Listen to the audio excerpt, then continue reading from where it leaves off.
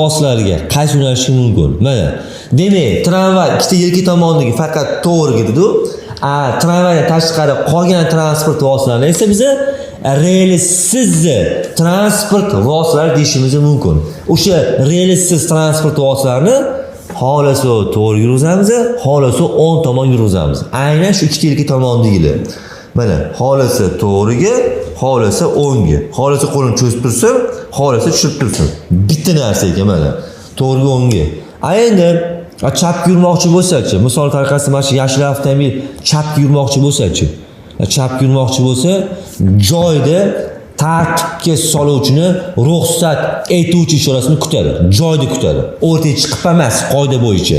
To'g'ri, hayotda ko'rgansiz o'rtaga chiqib turgandi. Yo'q, unaqa emas. Joyda nima qilish kerak ekan? Kutish kerak ekan.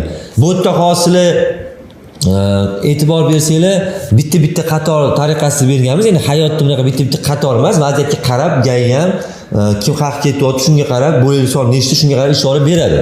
Bu to'g'ri o'rtaga chiqmasin, joyda kutib tursa, orqadan kelayotgan to'g'ri yurmoqchi bo'lgan haydovchi qayerga yurishi mumkin deb savol tug'ilishi mumkin ayrimlarda.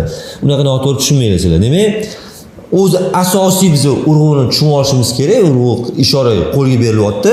Demak, ikkita yelka tomonli tramvaylar faqat to'g'riga, relsiz transport vositalari esa xohlasa to'g'riga, xohlasa o'ngga. Mabodo chapga yurmoqchi bo'ladigan bo'lsa, relsiz transport vositalari joyda kutish kerak bo'ladi. Mana, e'tibor beringlar. Mana ham to'liq holati. Cho'zib turibdi, tushirib turibdi. Mana. Oldi devor, orqa tomon ham devor. Harakat taxlanyapti. Qanaqa turdagi transport bo'lsa ham va qaysi yo'nalishga yurishdan qat'iy nazar mumkin emas. Ikkita yelka tomondagi tramvaylar to'g'riga, relsiz transportlar esa to'g'riga yoki o'ng yuradi.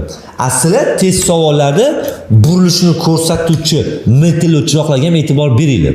Misol tariqasida yashil avtomobil berib, chapga olib qo'ygan bo'lsin pavrot.